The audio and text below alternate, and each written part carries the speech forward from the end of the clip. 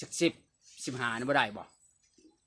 ก็ตามแต่เว้ากันเนาะตามแต่เว้ากันระหว่างกัน แต่ว่ามันบ่มีเราจะตัดคอได้ ครูบ่าวสาวอ่ะสิจ๊ะครูบ่าวสาวเว้ากัน ขอกันน่ะนะ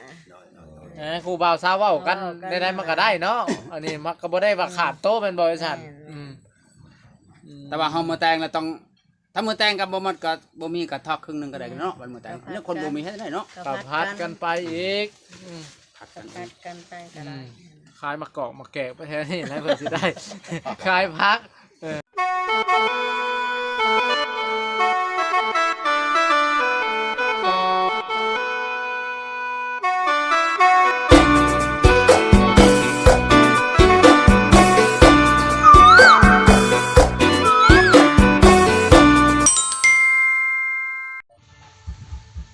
กับสบายดีหรือว่าสวัสดี FC พังไทยพังลาวหรือว่าต่างประเทศก็ยินดีเข้าสู่2บ่อหนอมพามวลอีกแล้วพี่น้องเมื่อนี้ก็บังเอิญตูมีสิไปหาสาวสันคนโสดเปิดใจใหม่อีกแล้วตอนนั้นก็หยุดไปสักพักตอนนี้เขาก็เปิดใจโสดแล้วว่าตูมีเห็นคลิปเขาลงกันแล้วว่าอยากชนใจแล้วว่าจะไปเบิ่งสาวสันมื่อนี้เขาจะไปจีบสาวสันโดยตรงแล้วพี่น้องเพิ่นจะว่ากันจังใดพี่น้องเราต้องไปเบิ่งไปชมนำกันพี่น้องถ้าผู้ใดได้เบิ่งได้ชมแล้วก็อย่าลืมกดไลค์กดแชร์หรือว่ากดติดตาม2บ่อหนอมพามวลคือเก่าคือเดิมพี่น้องเพราะว่าพลาดในการอัปเดตให้พี่น้องเบิ่งคือเก่าพี่น้องไปไม่ต้องศึกษาเสียเวลาพี่น้องตูมีกำลังคุยกับสาวสันอยู่พี่น้องอยู่ในใต้ตารางเฮือนพี่น้องไปเลยเราต้องไปฟังน้ำกันว่าตูมีเพิ่นจะคุยกันจังใดกับสาวสันพี่น้องไปเลยค่าฮิตค่าคล้องกระทำแล้วเลยนะแล้วก็ว่าเท่านี้เท่านั้นเขาก็จืดจำนำไว้แล้ว โตไว้อยู่นะไว้อะไรบ่ เหรอ ไว้เป็นบ่ซ้ำนั่นนะ ไว้ฮับได้เอาได้ ว่าถือว่า50ด้านนี่สบายสบายปูตัวโอ้ตู่นี่สุดยอดอะไรขายมังมี่ขายหน่อไม้ก็สิบ่อันนั้นนะ ไม่ขายมักมี่มันแล้วขายเป็ดขายไก่มันแล้วไก่ก็หลาย ไก่ก็หลายบ่ จัก15นี่บ่ได้บ่ ก็ตามแต่เว้ากันเนาะ ตามแต่เว้ากันระหว่างกัน แต่ว่ามันบ่มีเราจะตัดคอได้ ครูบ่าวสาวอ่ะสิจ๊ะครูบ่าวสาวเว้ากัน ขอกันน่ะนะ ครูบ่าวสาวเว้ากันได้มันก็ได้เนาะอันนี้มันก็บ่ได้ว่าขาดโตเป็นบริษัท แต่ว่าเฮามื้อแต่งแล้วต้องถ้ามื้อแต่งกับบ่มันก็บ่มีก็ทอกครึ่งนึงก็ได้เนาะวันมื้อแต่งเรื่องคนบ่มีเฮ็ดได้เนาะ ก็พัดกันไปอีก ผัด ก็ กัน พัดกันไปก็ได้ ขายมะกอกมะแกะไปแท้นี่แล้วเพิ่นสิได้ ขายพักขายหน่อไม้เนาะ เขาเกี่ยวจะประกอบ กุ้งเอาขึ้นมาขาย มันก็ต้นไป ประกอบรุ่นที่สภาพ มีบ่ให้เรื่องเนี่ย ไปสั่นมะกอกแล้วเนาะ ถามพยัง สั่นมะกอกทุกใส่หัวที่ประตูบัดบ่ได้คนมี ไปว่าพยัง ตามกอกต้นไหนดิ ว่าพยังหับได้อยู่บ่ ไว้อยู่บ่ ฮั ตู้ บได้อยู่ ฮับได้แม่นบ่ ฮับได้ สมบ่ไหน สำเว้านี่มันบ่ จิบแม่นบ่ตู้ เจ้า จิบเลย แน่ ละถามผู้ชาวดูสว่าว่าคันเอานี่ให้ชูหรือให้เมื่อแต่งมือเฮือน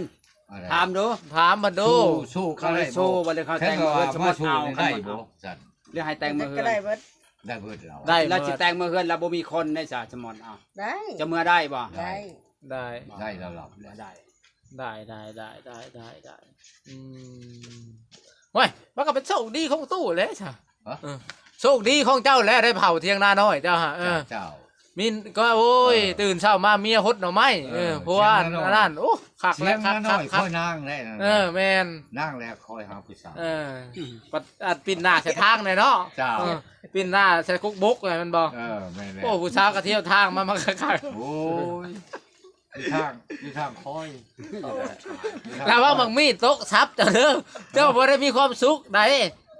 ก็รีบเอาเลย ระวังถ้าเป็นแม่นบางมีดตกทำน่ะอันนั้นใด ต้องใช้แผ่นลีกมันบอก ต้องหาเจ้าลีกบ่วิทย์นี่อันนั้นใดเซ็ตมากองดองแล้วนะ ก็เป็นแล้วน่ะจะเป็นสู่แล้วนะ ใส่แผ่นตลอด ตู้นี่ใส่แพนแล้วเจ้าว่า ใช้ประตูใช้แผ่นมันบอก ตู้นี่ใส่ไม่สั่นนี่จะคิดว่าจังได๋50 ล้านก็สู้ไหว พ ราะใจหมัก แม่น ทางดูโค ใจหมัก ความมัก เลย เนาะ คันบอกเลยมันก็ใจมันเต็มร้อยปลายแล้ว บ่ลอยไป มันบ่เป็นร้อยเลยร้อยปลาย เกินเนาะเกินร้อย เกินร้อย เต็มร้อยแล้วร้อยไปอีกตู้ ขนาดว่าร้อยสิบร้อยเช้าพุ่นแล้ว โอ้โหเอ้ยดีแต่บ่ทำเครื่องดื่ม M150 เกือบช้ำหัวหน้าช้ำคาราบาว เนี่ยมาเห็นผู้สาวแล้วมันถึกใจก็แม่น เห็นนี่อาณาชัยแล้วบ่ตู้เห็น เดี๋ยว เห็น พวก ผู้ ผ สาม ว ได้ก็หลุดมันเสืออ่อนเอานี่ โอ้ สะออน แล้วส เป็น4-5 หมื่นเป็น โอ้โห จับสิกล้าเอา อันนี้แสดงว่าคำแม่นอันงัวกับแม่นงัว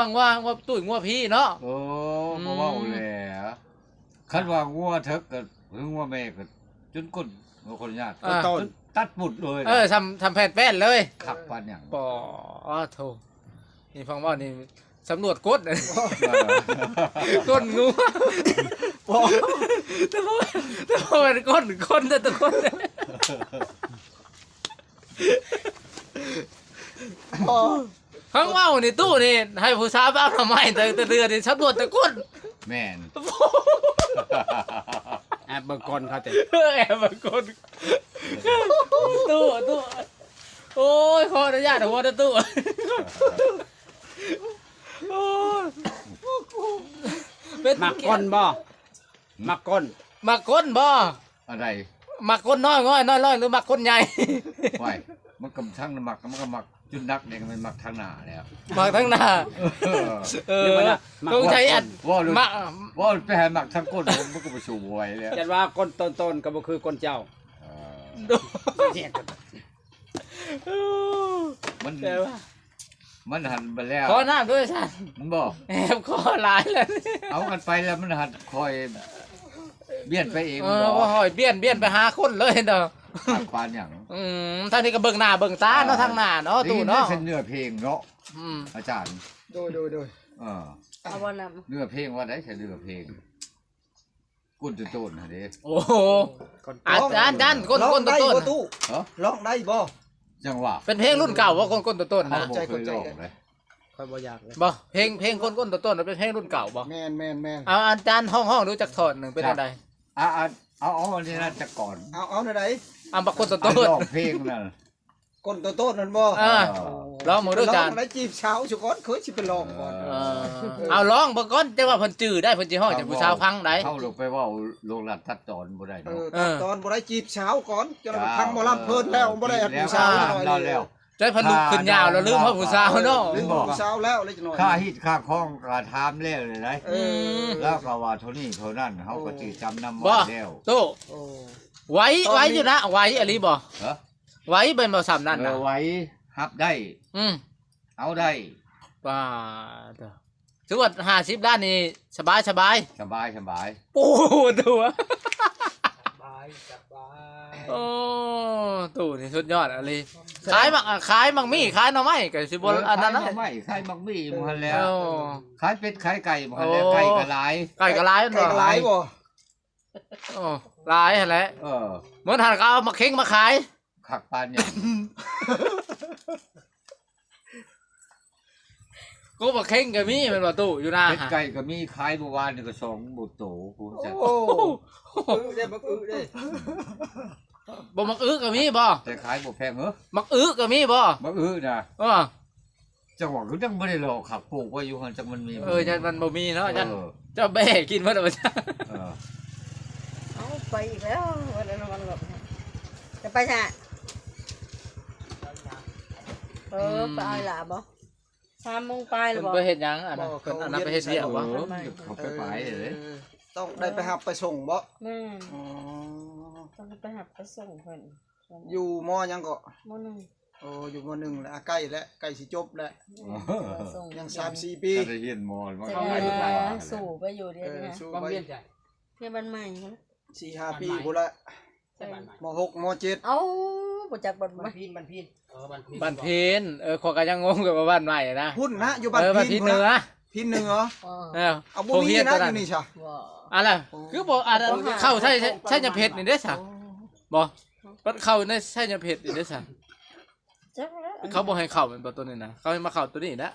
เข้าม.1 ม.2 ใช่จะเพชรในใกล้มันบ่ ใกล้ ตัวนี้นะมันใกล้กว่าเนาะ อืม อืม อืม ว่าตัวผู้สาวลายได้นี่นะ